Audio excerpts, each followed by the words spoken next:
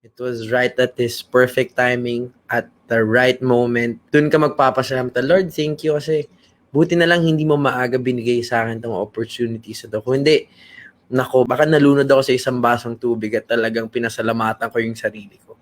So, ganun. So, yun lang. Find that purpose. Humble yourself all the time.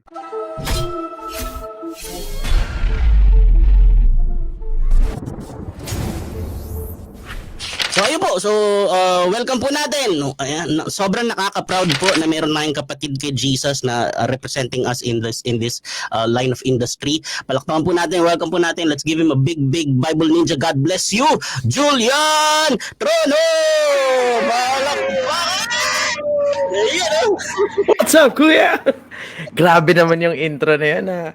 Na hype ako. Tawa na ako ng tao sa gilid dito sa baba ng StreamYard. Hello po sa lahat ng viewers ng Bible Ninja. Hello, Kuya Ruther. Thank you for making yourself available tonight. Maraming salamat. Di namin kaya TF mo. Naku po. Walang TF dito involved. Pagmamahal, pag-ibig natin kay Lord ang ating nandito. Meron ako mga lineup of questions dito. Pero bago yun, tell us about something, something about yourself, or what are you busy at right now, o basta yun, anything. Ayun, saan ba? So yun, actually yung shinare mo, kuya, na yung music. So recently I've been really focused with music.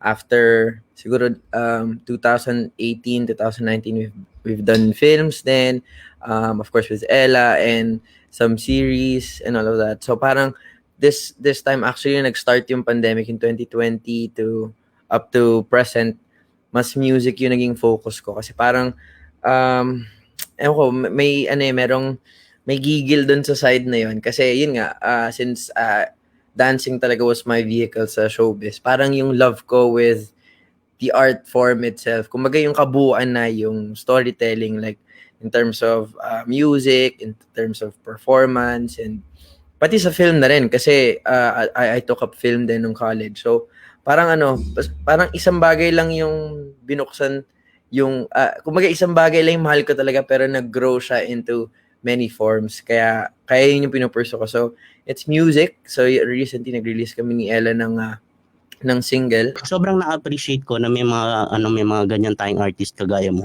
na nandyan, tapos you bring the light of Jesus there.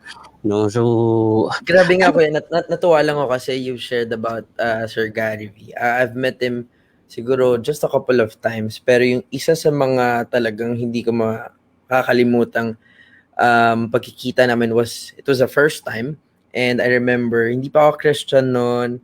It was way back to, I don't know, I can't remember, pero basta may Sharon pa, yung show ni Miss Sharon Cuneta.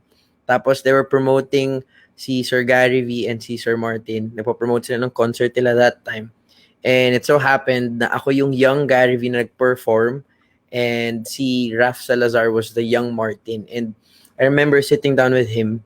Tapos, hindi ko pa nag-gets yung sinabi niya kasi I think I was too young for it, or parang it was ahead of its time. Pero he shared to me na parang, hindi ko alam yung paraphrase na, hindi ko alam yung exact words, pero, yun nga, as a young performer, sabi niya ganun, parang, ibigay mo yung puso mo kay Lord and you dedicate everything, you give glory to God, and marami kang ma-achieve sa buhay na never mo na imagine na ma-achieve mo. And it was beautiful in a sense of, oh my gosh, si Sir Gary V nagsasalita sa akin noon, and ini-inspire niya ako. But to some extent, hindi ko pa siya nag-gets kasi bata pa ako noon. Pero up to now, realizing it kasi since nabanggit mo, grabe yung shinare niya sa akin. I think yun yung isa sa mga bit-bit ko up to this very moment na hindi ko na na-imagine yung mga na-achieve. Wala na parang hindi na naging big deal yung achievement eh. It's more on dun sa glories and all the blessings that God has been giving. Sobrang naging faithful niya in many areas. So parang, kumbaga yung, sabi ko nga, pagsasayaw lang talaga yung gusto kong gawin eh. Pero it brought me to many avenues na I think na-glorify si Lord dun. Kumbaga, in terms of film, in terms of music, and hindi pa tapos eh. Kumbaga, marami pa. Sobrang dami pa. Kaya, wala lang, I had to share out and I had to remember lang what Sir Gary V told me about, just putting your heart with that something, with that passion, or with that purpose that He has given to you, kung paano man yan. And sinabi mo nga, di ba, na wag kang umalis dun sa ano eh, wag kang umalis dun sa area where you can influence people eh. So, there's a challenge, but the challenge is part of the journey. It's something to share eh. Kumbaga, yun yung exciting part pag nasa-share mo na yung ganitong, katulad dito na nasa-share ko na sa tao. I mean, with this platform, I'd be able to share yung, hindi naging madali, pero it was part of His plans eh. It was part of the purpose to go through it and mag-glorify siya sa bawat areas na tatahakin ko. Are you a Christian from childhood? How's your conversion story? No, actually, kuya, ang parang baby Christian pa lang siguro, mga 5, 6, 7 years pa lang. I remember kasi yung yung mom side ko, si mommy kasi Catholic siya. Nagsasa-choir pa nga siya dati sa simbahan. Daddy on the other hand, siya medyo may katigasan ng ulo ng slight kasi buong family ay Christian. Siya lang hindi. Siya lang yung recent lang. Halos hindi man magkakasabay pero nauna sila. Pero it was paano ba? It was a choice for me. I'm glad that ganun ka-diverse yung nakinamulatan ko, like with mom, yung mga practices and all of that, even sa family na side niya. Kung naging open yung pag-iisip ko, hindi ako nasara dun sa, ito yung bawal, ito yung, walang ganun. Kumbaga, even on that side, kumbaga naging personal choice siya na kung magpapakonvert ako, kung magpapabaptize ako, and that happened siguro 2015, 14. I'm not sure pero basta sobrang baby Christian pa lang. Still learning a lot.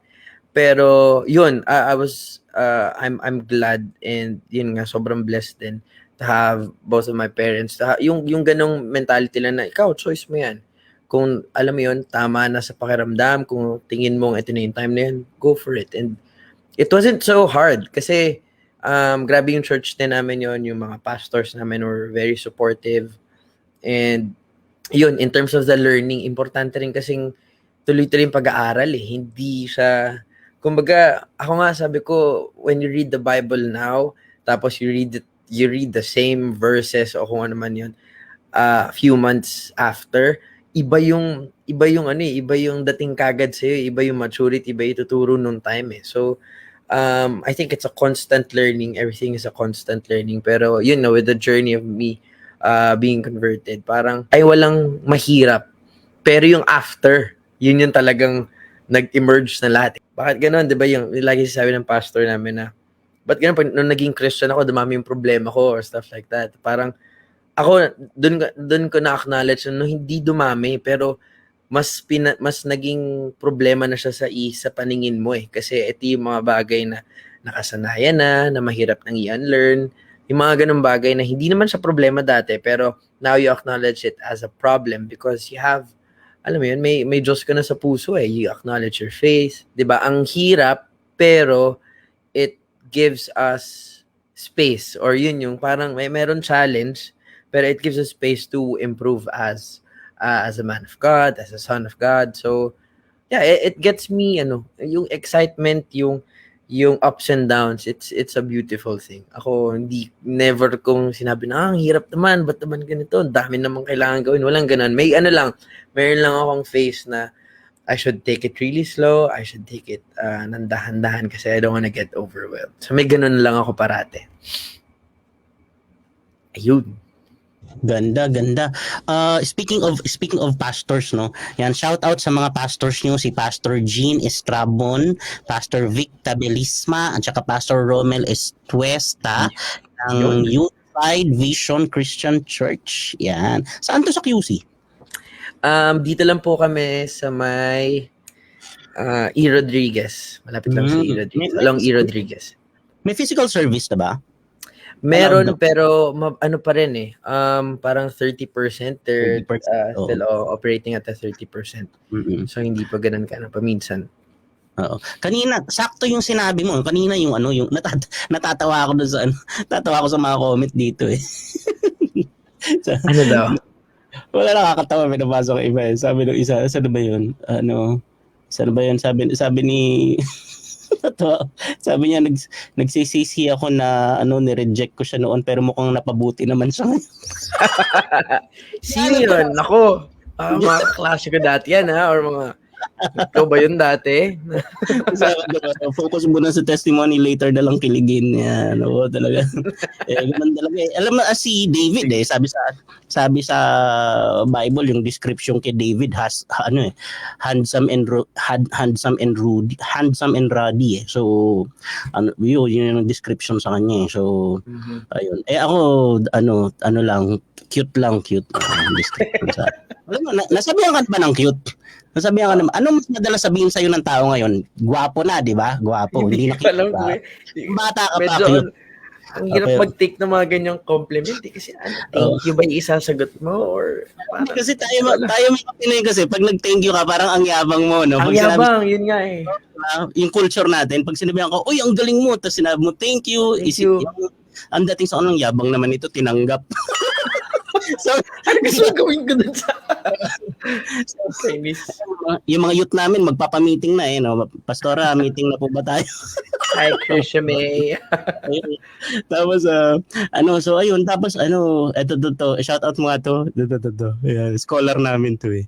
Si Anne Christine? Ayan. AC screen record mo yan ha. Hi, Anne Christine, Balaba, Lucero. Hello sa'yo. Yan. Tapos, ayun, Okay guys, ito ang total tally. 70% lalaki, 90% fangirl. Hello po. Panin sa mga kalalakihan na nanonood. Ito si Johnny Bell, namin to sa church, worship Hi, leader Johnny Bell Camacho. Hello sa'yo.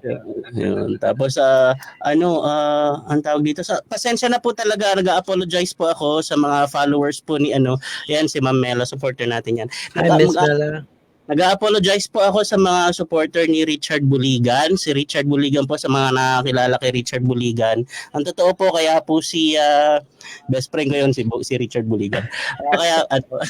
So kilala yan ng mga tao dito. Kaya po talaga si Julian po ang guest natin ngayon kasi hindi daw pwede si Richard Buligan. Yes, ako lang po ang karelyebo. Substitute lang po ako. Guys, pagpasensyahan niyo na ako. Busy po kasi si sir. Sabi ni Casey, hindi daw siya matutulog pag di mo siya pinansin. Hi, Casey! Kuya Luther ako rin. Oo nga, medyo naka-caps lock eh. Medyo intense. Galit na siya. Hi, Casey. Hello. So, ayun. So, tapos, eto may tanong ako. Hindi, yung kinikwento ko pala kanina, nakakatuwa yung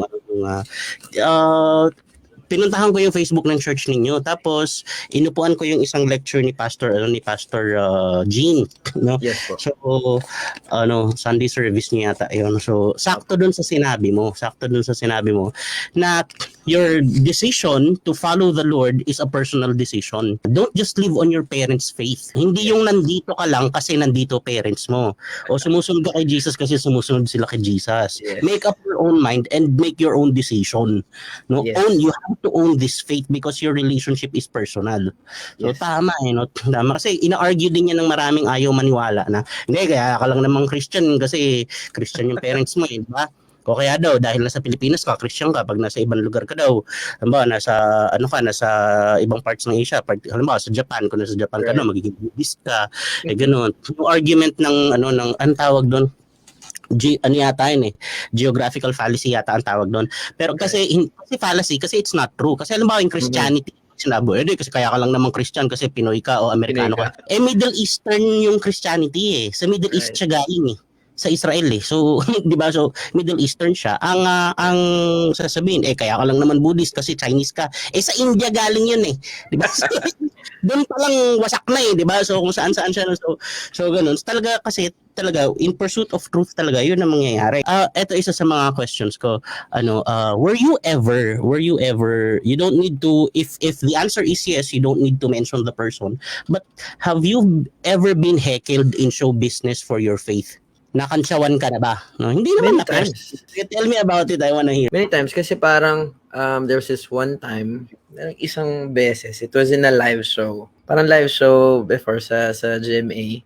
And meron kasi akong parang, I don't wanna call it a ritual, pero meron akong ginagawa sa katawan ko before I perform. So parang parang sinusuntok ko yung paa ko since I'm dancing. Suntok ko yung paa ko and then I'm gonna roll my fingers. Tapos parang Steph Curry lang na parang may ritual pag nakaka-shoot siya, 'di ba? So parang ako ginagawa ko, sinusuntok ko yung shoes ko, roll ko yung fingers and then nagki-kiss lang ako and then I tumuturo ako sa taas. Tapos basta basta may mga ganon. Meron akong ganong ritual before I dance. After I pray, I do that. Tapos there was this one artist na parang she walked out. Parang ano lang, siguro na nakita niya na ako nagdadasal, pero lumapit pa siya to confirm na, uy, ano yung mga ganong ginagawa mo? Tapos parang sabi ko, hindi, I prayed, sabi ko, and I dedicate my performance to God. Sabi niya, ang weird daw nung may mga ganun pa. Pwede namang na lang, nagdasal lang. So parang, I don't think na, direct siya na, paano ba? Parang hindi naman siya direct na hate or parang direktang atake. Pero yung curiosity niya medyo naligaw and asked I think the wrong guy for those things. Hindi ako naggaganto-ganto lang. Pero that was before the Steph Curry, 'di ba? Si Steph Curry ngayon talagang na-globalize niya na yung topic sa every shoot 'di ba? So parang na-normalize niya na. So parang ganun lang naman, wala namang masyadong mabibigat and minsan in a conversation it's just too hard na parang may urge na ako na mag-share or parang mag-enlighten in a way, tas magbanggit about my faith or yung ganun. Minsan na hold back na ako kasi yung mga tao sa paligid, meron ng negative connotation about it. Hallelujah, hallelujah. May mga ganong biro na ang hirap ng parang palagan to some extent kasi it's the wrong fight to alam mo yun, to face Parang hindi I wouldn't spend so much time na ipa-intindi pa sa mga taong katulad na ganito kasi hindi naman nila kailanganin at kahit ang ganda pa ng pagkakasabi ko, hindi rin nila iintindihin kasi ayaw nilang intindihin They wouldn't bother to understand it. So parang yun, I try to save myself from those situations. And sabi ko nga, in terms of my faith or in terms of, sharing the word of God, it's finding the right people Ayoko na magsunog ng oras dun sa mga taong lang, yung out of something to talk about lang. Minsan, mas okay na ako dun sa curiosity. Meron kasing mga naghahanap talaga tas nasaktuhan mo na you were there and it was that moment na gusto mo rin mag-share at kumbaga meron ng bulong sa'yo ayan yung tao na yun, give your light to that person. So may ganun. Kaya hindi medyo ako dun, medyo unbothered ako when it comes to, other people or even inside the industry mismo na medyo may mockery ng konti, merong, hallelujah, may ganun may mga ganung biro na hindi ko maiwasan at hindi ko na kailangan maging parang sensitive about it kasi it's a personal thing hindi ko naman kailangang i-explain sa iyo yung nagme-make sense sa akin. So bahala ka doon. Parang ganoon na lang. That's how I do it. Tama. May ako sa inyo, may tip ako sa iyo. Pag if you wanna reach out kasi the tendency for a seemingly innocent sharing or conversation to turn into an argument is so ngayon with the advent of ngayon. It's so high. Napaka-volatile. So you don't want to come across as as preachy or someone trying to judge them or ganun. So may tip ako sa iyo. Pag i-observe mo lang yung mga kasama mo pag you feel like they're on a low point just ask them sabihin mo lang may gusto kang ipag-pray ko sa iyo. Right. Ayun lang. So you don't need to discuss about it basta pwede mong bigyan ng papel. Sabihin mo you wanna jot down anything you want me to pray for you kasi every night before I sleep I pray. So I wanna remember you in my prayer. That's gonna hit them hard. Totoo yan Merong mga tapos mapapansin mo dyan if you're able to stand your ground makita talaga nila yung difference. Yung iba hindi kanyan pinapansin. Hindi ka papansinin yung yung iba iiwasan ka na nga Pero pag may problema sa'yo lalapit. For sure. Pag may problema sa'yo lalapit yan. Sasabihin nila baka pwede mo ko ipag-pray. Alam ba kasi manganganak si misis o kaya kasi ganito ganyan. So ibig sabihin kasi sa Book of Acts nung grabe yung move ng Holy Spirit, yung mga tao ayaw din pumasok sa church Pero ang taas ng respect Ang taas ng respect nila sa mga apostles, pero ayaw nila Right. sumali. Alam nila hindi joke-joke yun eh. So ganun. So merong ganun. At least tama yun eh. Cliche as it sounds, people don't really care how much you know unless they know how much you care. So talaga dapat lang talaga maramdaman nila na you have this genuine concern. Ayun, so tapos isa pa, ano ba may tatanong ko sa'yo? Ayun, life verse or favorite verse. Actually, nung sinabi mo sa akin questions, just a few, I had to search on my notes kung ano yung lagi kong, yung mga nakasave sa akin. And isa sa mga una na nandun, it was Psalm 63, 3 and 4. It says in there na, because your love is better than life, my lips will glorify you. I will praise you as long as I live, and in your name I will lift up my hands. So I tried to medyo inalala kung bakit ko siya ni-notes. Pero it was those moments na I think it was basta some lowest point in my life na minsan ganun parang talagang dadalhin ka ni Lord sa mga areas na hindi na kaya ng katawan lupa natin, and I had to pray, I had to just focus yung kami, yung connection namin ni Lord, yung relationship namin na this time hindi na ako magtiwala sa galing ko, this time hindi ko na iasa sa tao but to Him and to Him alone. So I think ito yung medyo nag-resonate sa akin ng mga time na yun. It was straightforward eh. Alam mo, this is amazing kasi hindi ito banner verse eh. Ibig sabihin, hindi ito Jeremiah 29:11, hindi ito Philippians 4:13.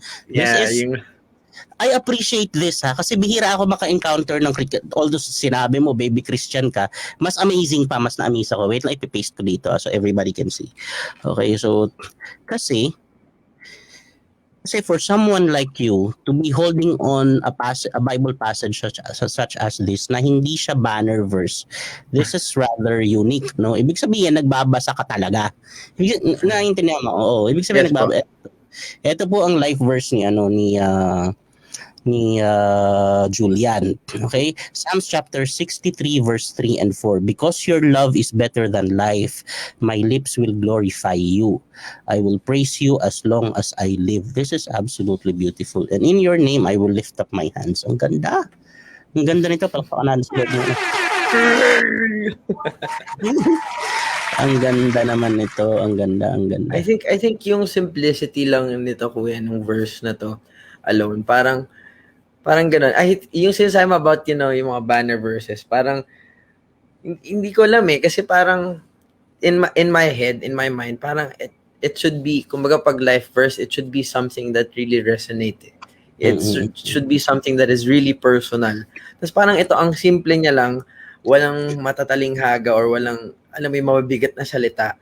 But it's the love, it's God, and yung pag-glorify and to give back the glories to Him, to praise Him, as long as I live, and in your name I will lift up my hands. Parang ang daling itandaan, ang daling pangatawanan, hindi siya yung mabibigat na mga, mo yun, yung ganon. Parang ayoko, syempre, in some way, some of the verses may yung iba intimidating, yung iba parang, kaya ko ba to? Pero ito, it's as simple as it gets, straightforward, pero nandun yung pagmamahal sa Kanya and yung pagbibigay ng glory kay Lord. So, yeah. Ganda.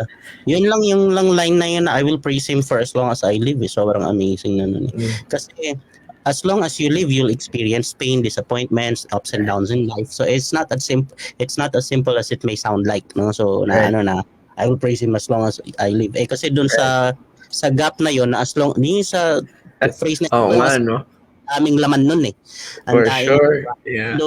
Diba? So ibig sabihin, this is a powerful verse to live by. Tapos so ayun, ang ganda.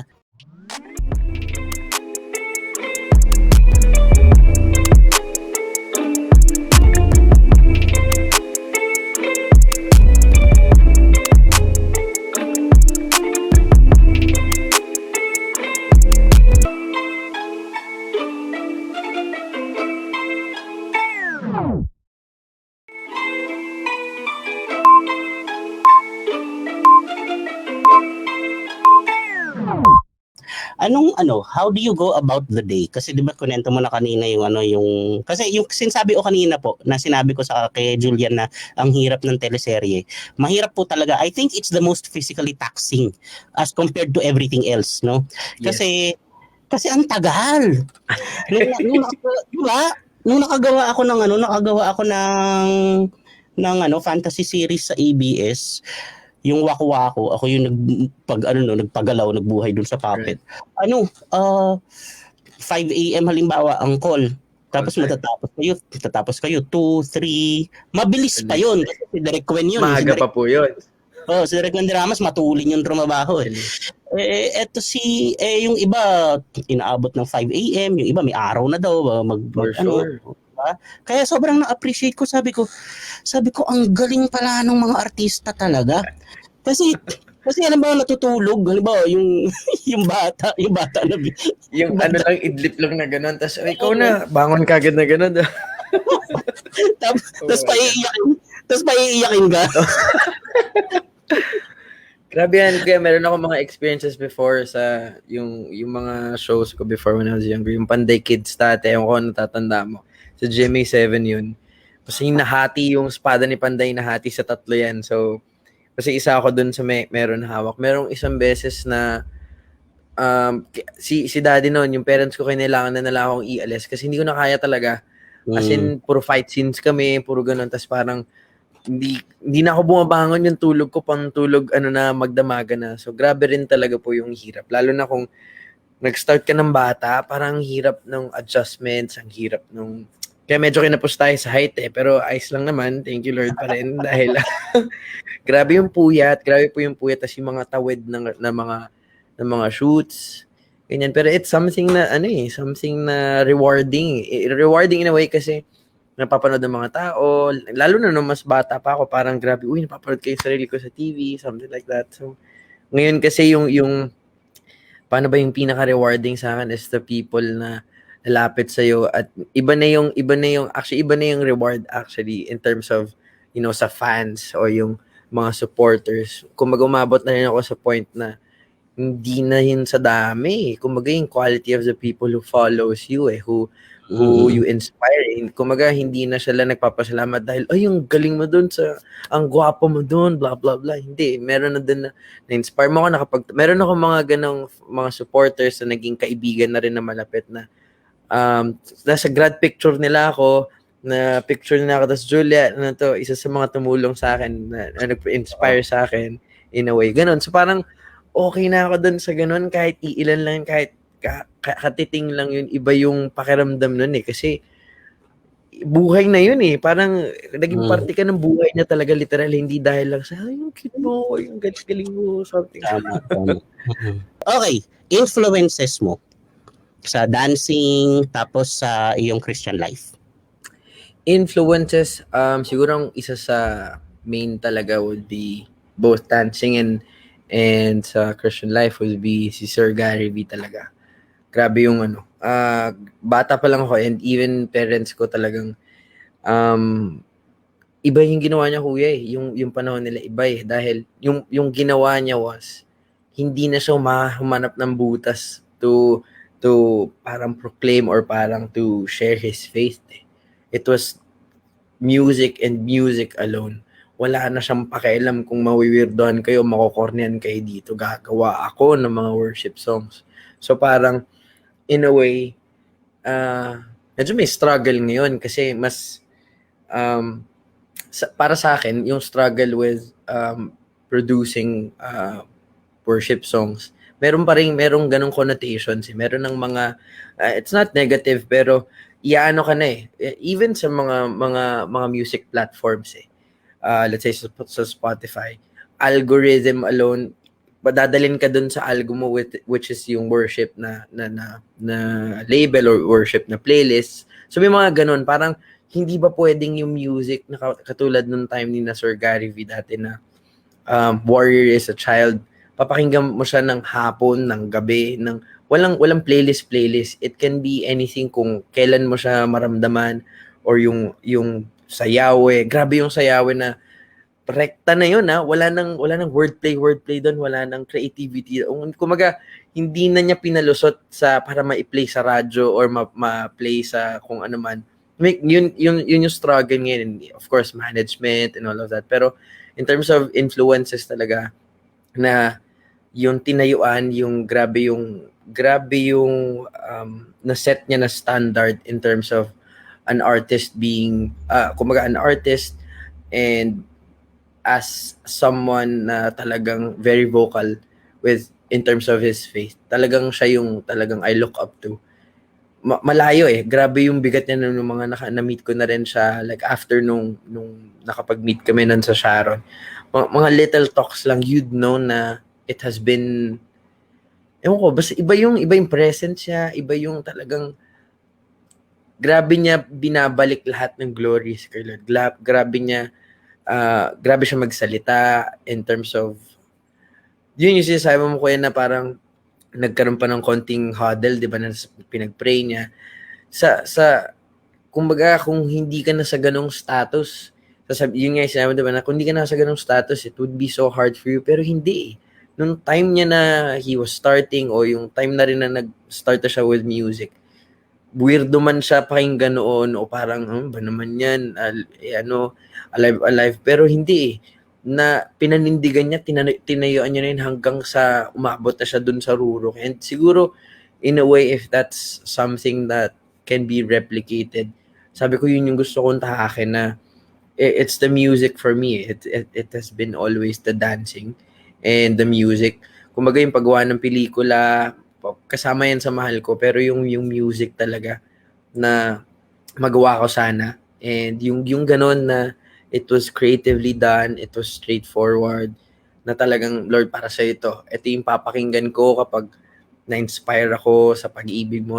Papakinggan ko pag medyo malungkot ako, but I'm still with you, you're still with me, I feel your presence. Yung ganon na talagang, sabi ko nga, Lord, sana umabot ako dun sa ganong kataas na creativity to be able to produce songs or to produce music ng ganong level na hindi ko kakailanganin ng playlist o hindi ko kakailanganin ng certain section. It should be played for people to listen at ma-inspire yung mga tao. Not to glorify myself, but yung ma-share yung grabe yung ginawa mo sa buhay ko, and sana ganun din yung maramdaman ng mga tao. Napansin ko sa sa mga post po ni Julian, napansin ko siya, ang galing niya bumali. Halimbawa, merong ilo-launch na video, 'di ba?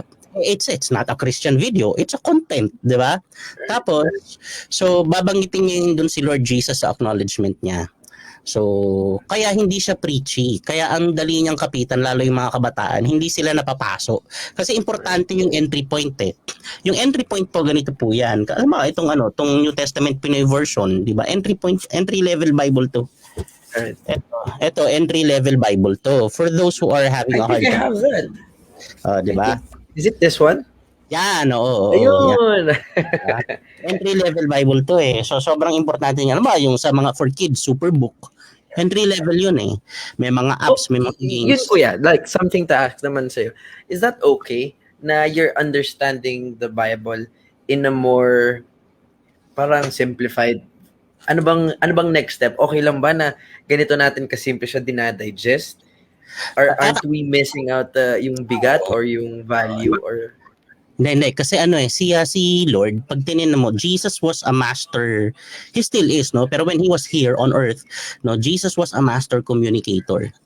No, pag tinignan mo yung approach ni Jesus sa communication, no, hindi niya pinapahabol yung tao unless intentional na ayaw niya maintindihan siya. Okay? Kasi one time sinabi niya sa mga disciples, sabi ng mga disciples, bakit po puro parable yung teachings ninyo? Wala kayong straightforward na teaching.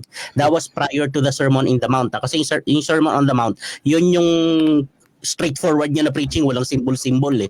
Talagang bigay niya lahat eh. Pag sinambal ka sa kaliwa, harap mo yung kanan. Ganun talaga, solid talaga eh. Talagang wala ka na pag-iisipan. So dito sa yung mga the Good Samaritan, yung mga ganyan, mga stories niya, the Prodigal Son, right? Sabi niya, bakit po puro stories, ba't puro parables? Sabi ni Jesus, para yung mga walang pandinig, hindi makarinig. Ibig sabihin, those who are not sincere, those who are not really seeking the truth, hindi, Right. diba? Hindi na nasayang yung oras ko. So, yung ganun. So, Tama. yung talagang naghahanap lang ng totoo. So, meron din ako sinusunod na na rule of the thumb na when someone asks you a question, especially about your faith, ask them. You have to ask them another question.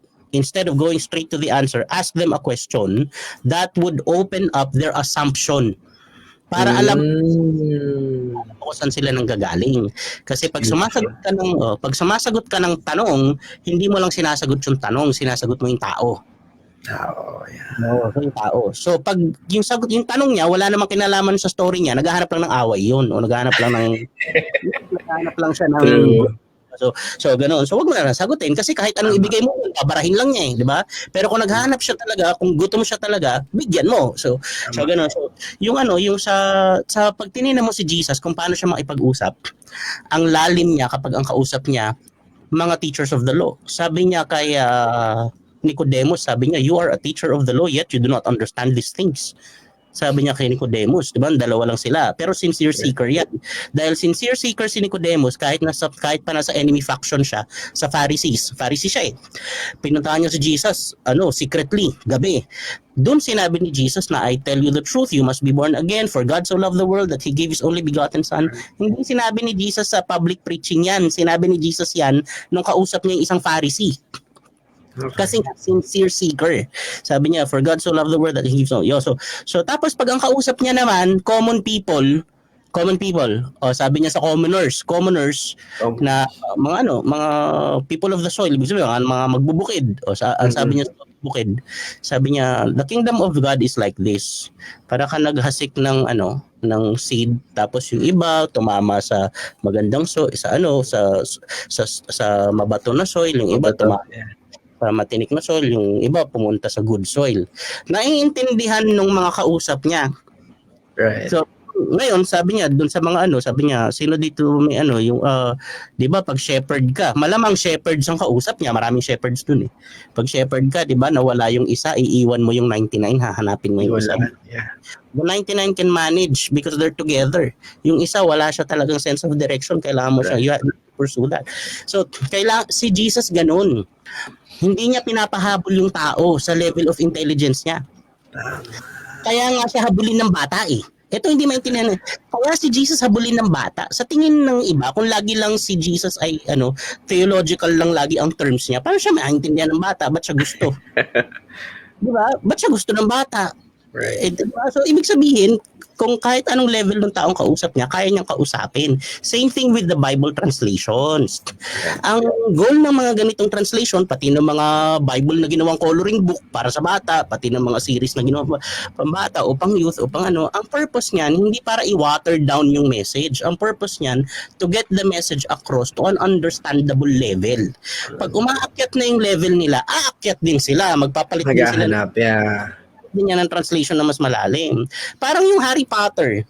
Yung Harry Potter, wala namang konti ang readership niyan sa Philippines. Nung nilaunch yung Harry Potter, kasi hindi naman talaga voracious readers ang mga Pinoy. Diba? Mahilig na tayo manood, pero hindi tayo mahilig magbasa. Okay? Tapos pinalabas yung movie. Sumabog yung libro. Dahil dun sa movie. Pero sasabihin sa iyo ng mga talagang avid readers na the movie, beautiful as it was, does not do the book justice. Kasi mas maganda pa rin daw yung book. Maganda pa rin yung libro. Oo. So, kaya lang, nabuksan niya. Naging entry, naging gateway siya. Ganon din dapat yung treatment sa scriptures. Dapat hindi natin binabarahan kung saan pwedeng pumasok yung tao. Kasi si Satan magaling gumamit ng gateway eh. Alam mo yung mga ad? Yung mga addict, hindi naman niya nag-umpisa addict agad eh. Mga addict, mga nagsasabu, hindi naman niya nag-umpisa unang encounter, addict agad, isang gabi addict. Hindi naman, gumamit muna yan ng gateway eh. Gateway muna, party-party, di ba, tikim-tikim, show, ganyan-ganyan. So, ganun yun. So, si Satan ang galing gumamit, tapos tayo ayaw nating i-utilize kasi masyado yung conservative. Nangongopya lang ng style yung si Satan eh. Wala naman siyang So ayun. So we need to utilize this. The arts is a very effective gateway, mind you. So kaya na-appreciate ko people like you who are you don't shy away from declaring their faith, no, and their love for Jesus, and yet you excel, no, you're not just participating in the industry, you excel in the industry, and that matters an awful lot. It tells a big story, it tells the unbelievers na ganito yung mga Christians, may work ethics, maayos kausap, mabait, mga ganyan. So ibang klase yun eh. Kasi yung pastor nyo naman, kahit gaano siya kagaling sa Bible, hindi naman niya kayang pumunta dyan sa taping tapos magsayaw-sayaw dyan eh, di ba? So, di ba? So alam mo, yung mga members na nagbabalot ng kanin sa Jollibee, yung mga kasama naming crew, sinasabi ko sa kanila, you never look down on yourselves as a second class Christian as compared to the ones ministering on the pulpit. Kasi yung ginagawa nyo, wala kaming access dyan. Hindi namin kaya pumunta dyan sa kitchen ng Jollibee para ipakita kung paano magtrabaho ang isang Christian, paano makisama. Kayo ang nandyan. So, you bring, lagi sinasabi ni Jericho Arceo, bloom where you are planted. Your message, no, from your heart, no, your message to the young people, especially, the Gen Z, the social media generation, no, ano message mo sa kanila, the things that you have learned with your walk with the Lord and the industry you're in now and today's generation. Please speak to the young people. I'll give the floor to you. Hindi, wala sa husay, wala sa kung anumang career yung tinatahak mo ngayon, whether it's singing or dancing or whether it's work. Isa sa mga talagang natutunan ko at dala-dala ko hanggang ngayon is you have to find your purpose sa buhay. Kailangan tumawid sa social media yung purpose mo, hindi lang yung level mo sa ML or yung mga ganung bagay. It's beyond that. Magaganda yan, pero kailangan nyo mahanap yung purpose sa buhay kasi yun yung mas magbibigay ng value bilang tao, ikaw bilang tao. And at the same time, kailangan natin ma-fulfill yung pinapagawa na sa atin. Ngayong oras na to, kung na-identify mo na yung purpose mo para kay Lord, para sa buhay na to, it's a blessing because right now, you're on that right track. Just have to pray, just have to bring all the glories to Him. Pagdasal mo lahat ng bawat areas ng buhay mo. Meron ka ng advantage. Hindi lang ako nag-hype ng kung ano pa, pero I was once that little kid who just loved dancing, and He brought me into many places that I've never imagined na mapupuntahan ko, na ma-achieve ko. Hindi naging perfect. Marami akong mga mistakes na dinaanan or mga lowest points in my life. Dun sa mga areas yun, mas nakita ko si Lord. It was right at His perfect timing, at the right moment. Dun ka magpapasalamat, Lord, thank you kasi buti na lang hindi mo maaga binigay sa akin itong opportunities ito. Kung hindi, baka nalunod ako sa isang basong tubig at talagang pinasalamatan ko yung sarili ko. So, ganun. So, yun lang. Find that purpose. Humble yourself all the time. As in, yan yung pinaka-general na yan. As in, just, yun yung kung meron kayong life verse or merong something to hold on to para mas ma-humble you to stay grounded, just find that reason. And basta above everything, it's the purpose that, ito na yung paulit-ulit ka na sinasabi sa lahat ng mga testimonies ko kasi yun yung nangyari sa akin. It was that little love for dancing that brought me to these things, and that little love for dancing was the main purpose na hindi ko alam na dadalhin niya ako sa maraming areas sa maraming areas na hindi ko na-imagine ma-achieve ko, pero it was all because of Him. It was all because na-achieve ko yung mga bagay na yun kasi alam niyang isi-share ko at alam niyang hindi ko para sarilinin but to give back all the glories to Him. Sabi ko nga, sana nga hindi sana nga ay alam mo, it was that easy, pero it was never been that basta sobrang hindi siya magiging madali. For all the youngins that is listening right now, it's not just hindi siya magiging madali, pero it's gonna be a beautiful thing, lalo na kapag binigay natin na yung buhay natin sa Kanya. And basta pag nandun na tayo, mararamdaman mo yun when it's clear to you, there's peace in your heart. Magkakaroon ng peace, magkakaroon ng harmony na, okay, I'm on the right track. Your soul would be delighted na you're pursuing something that is part of His purpose. And Ako yun lang, marami pa siguro, pero um, yung buhay ko, yun nga, yung with the life first. As long as I live, I will lift up my hands and give glories to God. And again, sana mas marami pang ganitong platforms, meron pang mabigyan pa ng chance, no, kay Ruther, si Jake, na talagang mas idikdik pa natin yung mga ganitong mga stories, mga ganitong mga sharings na um, hindi corny. It's not boring to, to learn God's word. Hindi, napakahusay, napaka complex, napaka creative, and there's a whole lot of things we're missing out. And yun, sana mas mahanap natin yung purpose. Lahat ng nanonood ngayon, find that purpose and make good stories. Okay? Make good stories. Ayun lang. Ay, grabe yun. Punong-puno. Grabe, punong-puno. Hindi ko sinabi kay Daddy na mag-guest ako sa show mo. So, sobrang excited siya. Sobrang excited lahat. Buong family. Of course, yung church namin, UVCC, is watching. Our pastors, I believe, are also watching. Ay, grabe. Walang makanaan sila. Ayun, so, pray tayo. Sige po. Pray natin si Julian. Lord, maraming salamat po. We thank you. We bless you for this wonderful opportunity that we have been afforded tonight, Lord God.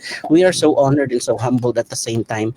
Maraming salamat po talaga. And Lord, we are just so amazed, Lord God, to witness, Lord God, this life, Lord God, this life and this ministry and this testimony, Lord God. Thank you, Lord God, for we have the likes of Julian, Lord God, bringing your light, Lord God, and blooming where you have planted him, Lord God, and bringing your light and inspiration and grace, Lord God, and love, Lord God, exuding your love to his surrounding, Lord God, to show business, to social media. Maraming salamat po. We ask, Lord God, that you would continually cover him with your protection, Lord God. Yes, Keep Lord. him away from the snares of the enemy. Cover him with your grace and your love and your mercy, Lord God. Lagi pong mag-exude, Panginoon, sa kanya. Amen. Lagi pong maramdaman ng mga tao sa kanya yung grace mo at yung pagmamahal mo at yung inspiration mo. At marami po pong makakilala sa iyo dahil kay Julian, Lord God. Thank you so Amen. much, God, for the anointing and the skills that you have given him, Lord God. Lord, patuloy po niyang gamitin iyon for your glory. We thank you. Amen. We are just so dumbfounded, Lord God, by what you are doing with his life. Lord, bless him and his family, Lord God, and his career, and Ella, Lord God. Maraming salamat po. We Amen. honor you, bless you. And Lord, to all who are tuned in tonight, Lord God, we ask that you would be with them and you embrace them, Lord. Meet them where they are and their needs, Lord. Payakap po, Panginoon, payakap po sa kanila. Marami pong salamat sa pangalan po ni Jesus. Amen. Amen. God is good. God is good. Grabe. So, once again, ito po ang Bible Ninja, nag-iisang laugh trip na Bible study series sa buong daigdig that teaches you to know the light so you never lose your way in the darkness like a true Bible Ninja! What?